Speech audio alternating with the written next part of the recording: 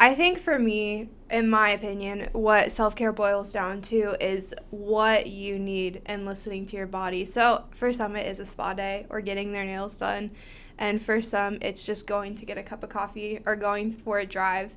And it doesn't have to be a full day. It can be, 2 minutes, like Andrea, where you drink a cup of coffee or tea.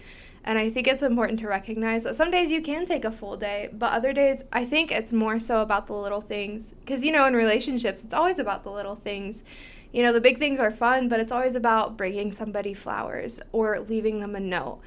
And I think it's the same with self-care. Ultimately, we are in a relationship with ourselves, and we need to take care of ourselves. And if we're not fueled, you can't pour from an empty cup. So it's doing those little things, and maybe every once in a while taking a full day to do that. And you've heard it said, you can't love someone else until you're loving yourself. And so many people, I think, are not even spending time with themselves. They don't know themselves.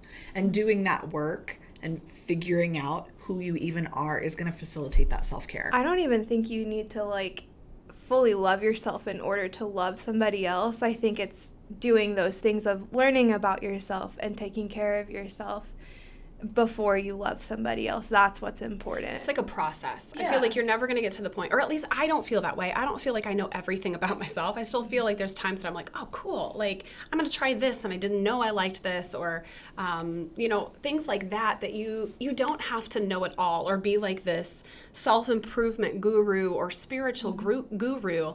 And sometimes I think maybe that's why people are afraid to start practices.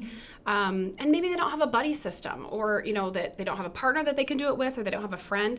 I will say, I'll be honest, many of the things that I do for self-care are because of friendships or someone else starting it. Like, my family owned and operated a gym for almost 17 years. So that is a huge part of self-care. Like, I know getting into the gym, lifting, doing those things, that is a thing for me.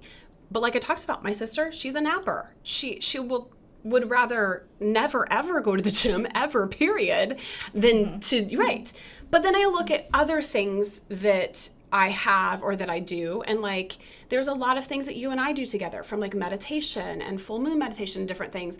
And so sometimes it's finding those people and finding those individuals in your life that you don't have to have one person that does it all. So I think sometimes we assume my spouse is going to do it all with me. And that is not accurate. No, it's not. And you can't do it like that. No, and I think you're right. You don't have to know everything, but being tuned into yourself.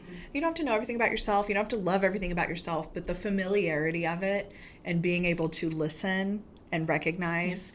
It's like when someone is just overall feeling yuck all the time, and we just, I'll just take a pain pill, or I feel sluggish, so I'll just have some caffeine. And all you're doing is covering that up instead of going what is actually making me feel like crap? That work is self-care, but we don't want to do it because it's hard.